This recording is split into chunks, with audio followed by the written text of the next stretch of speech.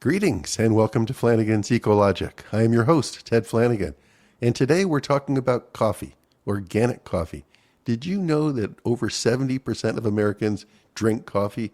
It is clearly America's favorite drink. Martin Mayorga is the founder and CEO of Mayorga Organics. Happy to have him on the podcast today. Hey, Martin, welcome to the podcast. Very nice to meet you. Nice to meet you too. Thanks for having me. Yeah, great. Are you in Maryland as we speak? No, from the background, you can probably tell I'm somewhere nice and warm with good weather. I'm in Miami right now. Oh, very good. But home base is Maryland. I understand. Well, Mayorga's home base is I'm right now spending my time in Costa Rica. It's a good kind of middle ground to meet with our producers. Yeah. So, I'm more on the ground there in Costa Rica. Wow. Now, let's back up. Grew up where? Everywhere. I was born in Guatemala. Yeah. I think most of my growing up was in Nicaragua as a child, in Managua, and then lived in Costa Rica for a bit, lived in Peru for a bit, and then came to the States. Now, what was this? Your father was doing something, or your mother had a job that was pulling you around like that, or was that you? It was more reactive than proactive, unfortunately. In Guatemala, there was a major earthquake. It was actually one of the top 5 earthquakes in Western Hemisphere history. We were a family of 6, and basically it was just not safe to stay there. We were sleeping in the car. We needed a change, so we went to Nicaragua. In Nicaragua, then there was a revolution, and after not leaving the house for a year, we just basically got in the car, drove to the border, left everything, and kind of left Nicaragua behind and started a new life in Costa Rica. Stayed for about a year and then went to Peru because my mom has family there, trying to just, we needed support. And so we went there for a bit. And then my dad, started the paperwork to be allowed in the States as refugees of the Nicaraguan Revolution because he was Nicaraguan and he was on the fringe of involvement there. So, came to Miami and started life here. How does that shape you? How did that shape you? What an amazing youth. Honestly, it 100% shaped me. I mean, it's the reason why I do what I do. I actually thought I was going to be a Wall Street guy and I was going to chase money and then going back to Nicaragua in my early 20s, late teens, really kind of brought all that back home. And I kind of realized I was given too many blessings and opportunities to just kind of turn my back on them. So it's critical to who I am, and it is who I am. Now, what age did you come to the States? I was about 12. You're about 12. And then something was going on. You went to Georgetown and studied, what, finance? International business and finance with a certificate in Latin American studies. So how between the age of 12 and that going to college, how did that transpire? How did that come about? Going to Georgetown or starting in the business? Well, being in that, choosing that major. Ultimately, I was, my dad was a big believer in education, especially in Latin America. That's kind of one of the few escape routes, right? That was my dad's escape route, was come to the U.S., learn English, be super educated. I mean, he had a PhD in economics. So I was basically kind of corralled into that mindset of you have to get education, you have to get an education. And my family's kind of a finance brain family. And my brother went to Georgetown. My oldest brother got his master's there. And I kind of just followed in the footsteps, frankly, more for everybody else than for me, I learned down the road. But it was just a path that I felt I should take. Yeah. Well, it seems like it's been a good path in retrospect. I'll tell you, the foundation of finance is irreplaceable in any business. Yeah. And so you came out of Georgetown, and is that when you started your business? I actually started my business while at Georgetown. I didn't graduate. I had a little hiccup there when I started my businesses and I started getting press for it. I actually started a cigar business and I was getting a lot of press. Really? Yeah. And Georgetown didn't like that. They didn't like that I wasn't following the route of going to the big accounting firms or the big, finance firms. And I had a few conversations with the dean who wasn't happy with me. And I felt like one of these moments where my values were just in conflict with the values of my surroundings. So I left and went to Nicaragua and lived in the back of a cigar factory. Really? Really? Yep, and Nestle. And then you were going to start a cigar business. I had already started it, and I really enjoyed the authenticity of being out there, going out to the field, seeing the factory, dinners with different cigar people. It just felt very real and very human, and I enjoyed that a lot. And then how did coffee come about? Well, it's pretty straightforward because tobacco grows in the valley, and the coffee grows up in the mountains that you could see from the valley. Yeah. So I, inevitably just would spend time in some of the mountains, and I had a family friend who I refer to as an uncle, who's one of my dad's friends from a long time ago. Just explained to me that even though he had gotten his farm back after it was confiscated by the Sandinistas, he was going to have to probably let it go because he couldn't make money. And I just couldn't fathom that because he was producing a lot of volume. It was a big farm, and it was basic distribution and access to market, which he lacked. And I was, I guess, naive and arrogant enough to think at 19 years old I could go out there and create that market for him in the States, and lo and behold I could, and I did. And he was farming probably conventionally, or growing coffee conventionally, right? He was. I mean, this is in 94. Yeah. 93 actually. So yeah, I think organic was just starting to really take shape in coffee. I mean, I think I started becoming organic certified in 96, 97. Right. So when you started, it wasn't, let's go back to when you started. So you had this first grower, and your mission was to be able to take his product and to give him a better deal. And yep. I liked it on your website. I think I saw conscientious capitalism, right? It can be a fair deal, right? Correct. And frankly, there was something in it for me. I mean, I think we tend to forget that. Yeah. I mean, I had $150,000 of student loans to pay. Yeah. I had to figure that out. So there was a deal where anything he got above and beyond what he would usually get, we had a split. I think it was like 70% his way, 30% my way. Yeah. Everybody was happy. Then where did you sell his product? There was two roasters in the Northeast. One is now out of business, who were willing to support what I was doing. And I think it was more the people who wouldn't buy from me who taught me a lot, because I learned about the ignorance and the, sort of willful separation from farmers by the industry. Prefer to buy bulk wholesale product. Don't really care what it's. Yeah, I was literally told that I buy my coffee out of New York, and I was like, oh, they don't really grow coffee in New York, so maybe you should rethink that business model. But it's more about, the trader takes the risk, the trader does the dirty work, the trader just puts something in front of us that we feel good about, and we don't have to ask too many questions, and we can't even answer too many questions because there's this sort of distance created. Yeah. So then you started with, you start small, obviously. You started, and then did you find other growers that you would then started to represent? Same deal? Bring the product to America? Yeah, there's a little bit of a process because in order to be able to work direct, especially in the mid-90s, you have to have a certain critical mass of sales, right? You have to be able to bring in at least half a container, which is 42,000 pounds. So, 20-some thousand pounds at a time.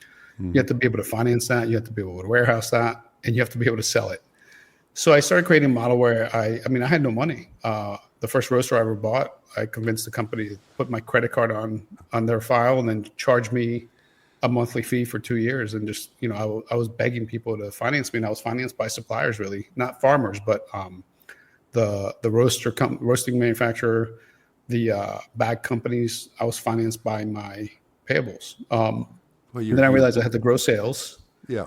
I grew those sales. I worked with a few traders by kind of trying to figure out if they had coffees that I could eventually align with directly. And then as I grew my sales, I grew my ability to buy more, and I started bringing more producers on board. It's a great story. I want to make sure I get these volumes right. When you said the minimum volume that you could ship up from Central America to the States was like a half a container. And how many pounds did you say that was? So technically a container for a contract of coffee is 41,750 pounds. So let's say 42,000 pounds. That's a shipping container. Like if you see on the back of a semi, you see a shipping container, you'd have to have half of that full of coffee. Yeah. Volume-wise, it's a lot about the of same. coffee. weight-wise, it's less. So a shipping container will weigh about 42,000 pounds, but a truck over the road can't really carry more than like 20-some thousand. Right. So in cubic volume, yes, but in weight, no. But I mean, I'm thinking about you starting this business, going, oh my God, I've got to have this amount of coffee in order to, Yeah. really start the trade. And so now you're well beyond that, I take it. Oh yeah. We're in the hundreds of containers, multiple hundreds. And from how many countries? Sorry to interrupt you. We're 9 total now. I focus exclusively on Latin America. Yeah. Yeah. And so, yeah, frankly, what I realized is I was trying to solve an issue that was 200 years old, that started from colonialism and has been maintained in a supply chain that is much more skewed towards the market side. And it was created through volume, and I had to fix it through volume. So my focus is to grow a large-scale company with large-scale impact, and kind of clear out the fluff and the ego side of it and just push volume and quality volume, obviously. Mm-hmm. And then the organics, you said, started in like 96, that you decided to pursue that. Are you exclusively organic at this point? Oh yeah, as of 2012. You've been organic, yeah. Yeah, so what How'd that happened come was, about? Yeah. Yeah, it was a very specific moment. And look, the trajectory of my company is just personal experiences. There's no like marketing research. It's just what I saw and what I felt was the right thing to do. Yeah. I was in, I think, Guatemala, like Huehuetenango. I forget where I was. And I was with a family, and we were talking coffee, and all of a sudden, they had to go and work the farm, and they started putting on the suits, like hazmat type of suits, because they had to go spray. And my focus has always been very small, remote, typically indigenous producers. So these are people who, when they're spraying the coffee farm, they're actually spraying their front and backyard, their house, right? This is their home. Yeah. And then more importantly, yeah, coffee is grown at elevation. So what ends up happening when the rain comes, all those things that are being sprayed are washing down into the water sources and communities. And I realized at that moment that I was a part of something I didn't like to see, which is humans that had to protect themselves from things they had to do in order to make a living. Their soil was being destroyed, their health was at risk, and their community was at risk. So immediately I decided to just forego anything conventional, and I went 100% organic, which in 2011, 2012 was crazy. It was crazy, right. Now, what percentage today do you think of coffee is organic? Or I've been trying to figure it out. It's tough to get the stats. I imagine it's low. Don't you? I mean, under 10? It is low because I think it's around 10 to 12% maybe. Yeah. And I think ultimately we have to recognize that in the US, the majority of the coffee industry is pretty commercial. Yeah. Commercial grade, commercial quality. And how can those, I was looking at some of the statistics this morning getting ready for you. I mean, it's like, 70% of Americans drink coffee, 60% drink coffee every day. 3 cups a day is pretty standard for a lot of people. But if they knew that their purchase of that coffee was causing those growers to be suiting up in hazmat suits and going in, spraying, and the spray, overspraying, coming into their homes and contaminating their waterways, that seems like a stark reality. Yeah, I would hope it would be for people. I think we have to recognize too that there's a distinctive reality of most people also are more worried about what they're doing at home and do they have enough money to pay the rent. And so I'm conscientious of that. I think an industry attempt to try to almost blame the consumer and guilt them into paying higher prices for sustainability. I think the industry needs to take that responsibility and ultimately just do what's right. Yeah, right. And could you just articulate the health benefits of organic coffee? Well, it's a slippery slope of what I can, the claims, right? But look, it's pretty clear. This is a product that's heavily sprayed. I would actually start by saying, let's first recognize that, at least in my opinion, organic isn't just about us. It's about what we're doing to other people and what we're doing to communities and what we're doing to potential supply chain, meaning if we kill soil, then we can't grow product. And if we can't grow product, we can't get product. So, but on a health basis, look, I try to be healthy, and berries and things that get sprayed directly, I definitely lean towards organic. I think when you're consuming something daily, like I do coffee, you want to make sure it's as clean as possible. And yeah, obviously coffee also can have very good health characteristics within itself. But I think if you don't start with organic, what's the point, right? If you're putting chemicals and pesticides through your body, the default health of coffee isn't as relevant. Right. So I think for me, it's about holistic living, right? It's about ourselves and our bodies, but also what we're supporting. Yeah, I agree. And the farmers had to change, right? I mean, you showed them a way that they didn't have to buy the hazmat suits and all the expensive pesticides and fertilizers, but they had to change their practices and shifting from, I guess, sort of more broad scale farms to, doing farming with using shade trees and using crop rotations. It sounds a lot more labor intensive, but that form of conscientious farming. Mm-hmm. Well, here's what's interesting.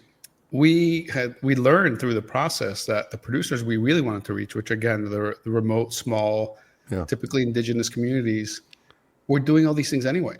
Why? Because chemicals are expensive, because the traditional way has always been just sort of like, whether it's diversification or cover crops so it's been a really interesting process to realize that when we work with and align with the small producers that tend to be the most ignored, we actually learn more and more about the fact that this, the old way, the heritage farming is actually what everyone's trying to recreate now and pay more money for, which isn't necessarily the necessity. It's about engagement. But those producers had gone back to it, but they weren't selling their product as an organic, right? Were they not getting that benefit until you came along and were able to market it as organic and recoup some of those extra costs? Oh yeah, because I think once it became formalized, and frankly, once there was an opportunity for companies that buy coffee to benefit, like a lot of mills and exporters will tell producers, okay, you have to spray and you have to do these inputs and you have to buy them from us. So it's another secondary way for these big exploitative exporters to take advantage of producers and charge them more money. So yeah, they became sort of dependent on spraying, and they went away from traditional. Right. And we helped them go back to traditional. I think there's a misnomer that we as Northerners who are not in the agriculture world are going down there and teaching them anything. They're teaching us. We're just giving them the opportunity to actually go back to the traditional ways. Right. So in terms of your business now, let's imagine, I'm still imagining that container or those hundreds of containers coming to America on the ships. And then what happens? What's the process? Do you roast the beans next? You go to your facility, and is that where your facility is in Maryland, or you roast the beans? Yeah, so we import everything to the Port of Baltimore. I have my own warehouse in Baltimore where we store containers. Yeah. A little overflow we do through a third party. We then take it to our facility in Rockville, Maryland. We have our roaster set up there. I have a roast master, Alfredo, who's been with me since 99, 98. Do those beans have to be kept cool in this process or anything, or is it just room temperature is fine? Room temperature, we'll typically put them in something called a Grain Pro bag, which is a plastic bag within the burlap that maintains moisture better. But look, I mean, they're good 1 to 2 years. We're roasting through, every 8 to 9 months. And I interrupted you. You were telling me about your roast master. Talk about this person. It sounds great. Alfredo's great. He's from El Salvador. We met when I was first doing my own roasting in Rockville. He worked at the florist. It was a wholesale florist next door. His wife was my second ever employee.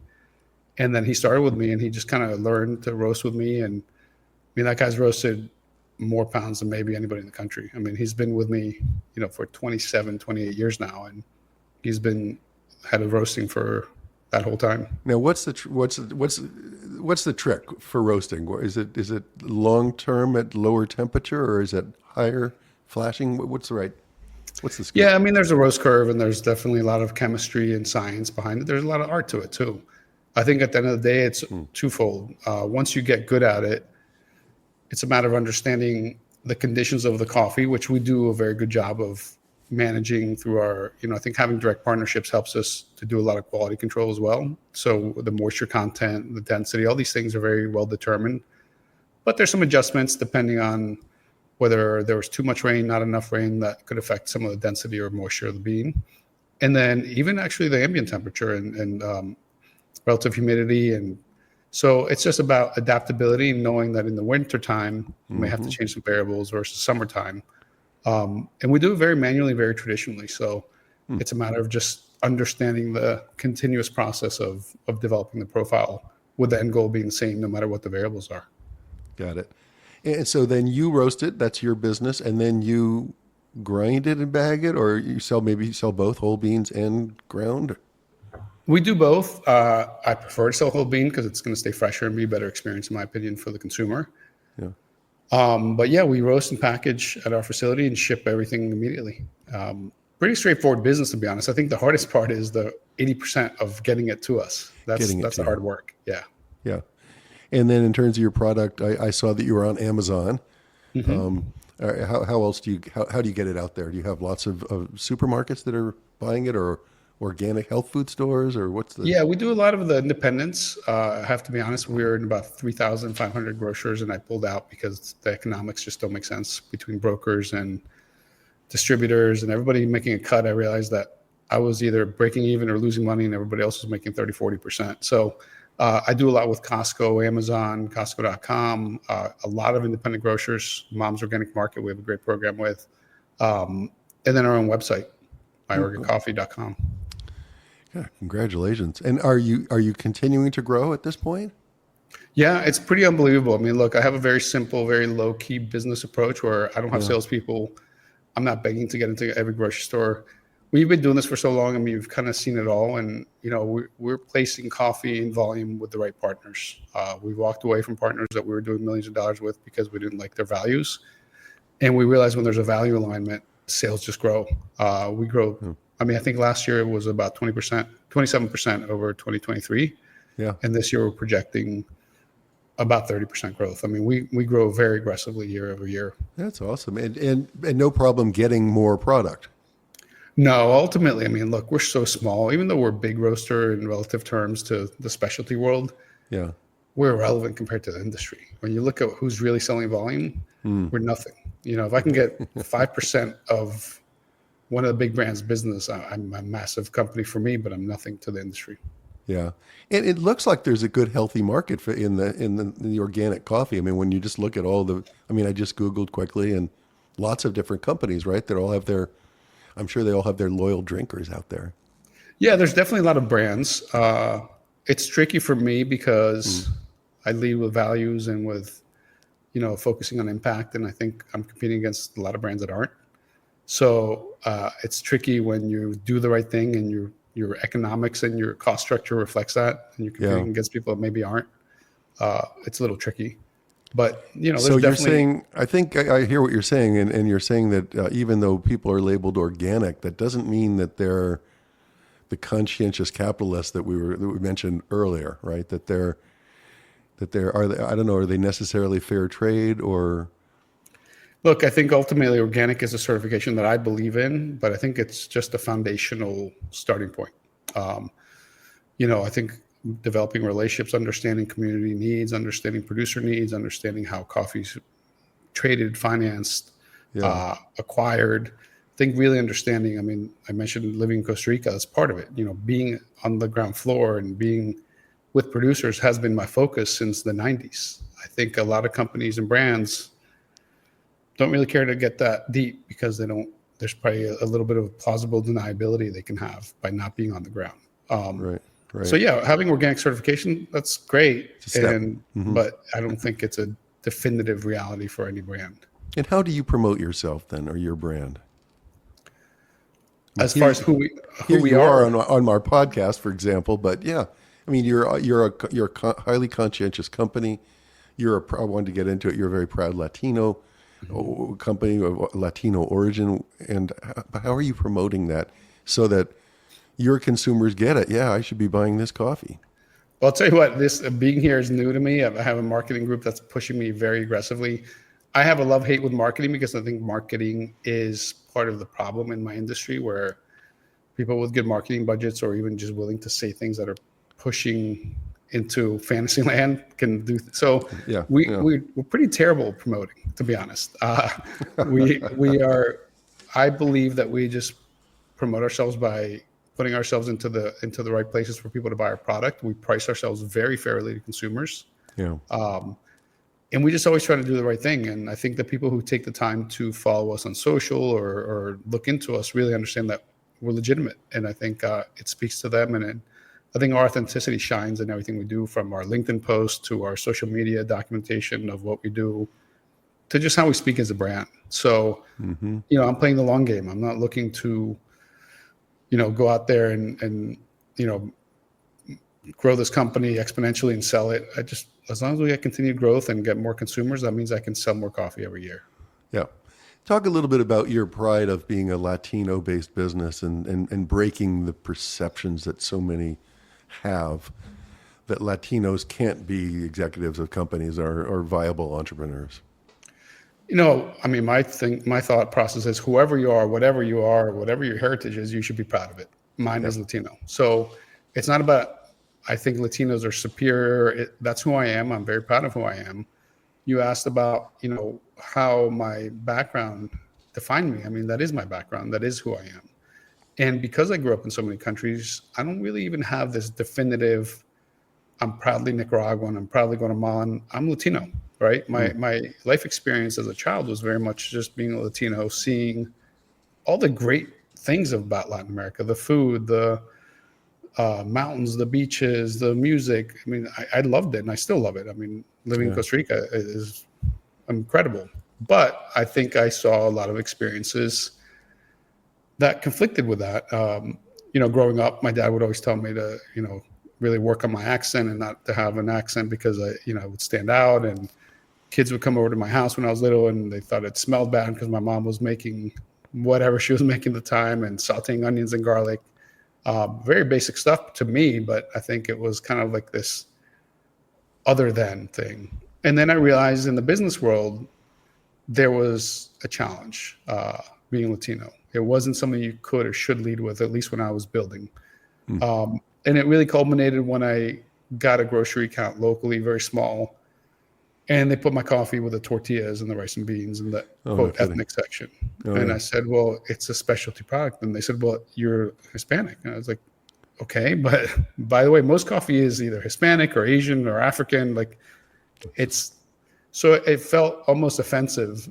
And then I kind of ramped up the statement of like orgullo Latino, like Latin pride. We are proud to be who we are.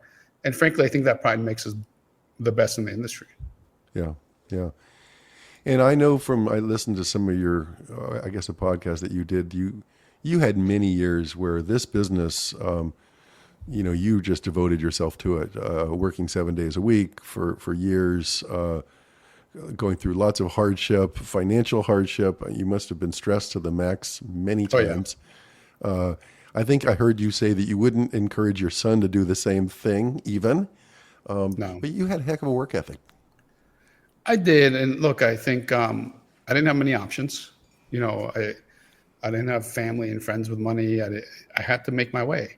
Yeah. But I also, more importantly, really believed that the inequities that I saw and the systemic kind of, oppression, if you will, of, people being taken advantage of financially, I can't just watch things like that and not do anything. I can't just watch things like that and not become an active part of the solution in some way. Yeah. Even when my son gets uncomfortable, if somebody, is mistreating a waitress, or I have to say something. I just am wired to at least try to shift things for the positive or create balance where somebody is being treated unfairly. Yeah. So I think that combination of not really having any other option, frankly, being a terrible employee. I was a terrible employee. I'd like to do my things my way, but I didn't have any other options. And more importantly, I wanted to do something that meant something to me and inevitably to my children. Yeah. So, and frankly, if you told me, if I went back today, knowing everything I know up to my 20s, I couldn't do it.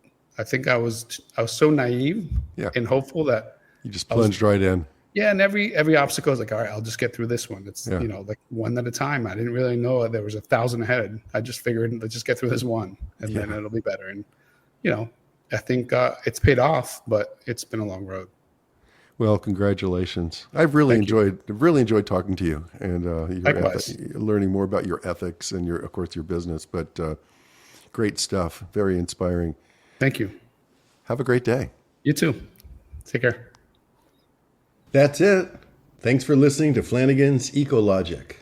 We'll see you next time.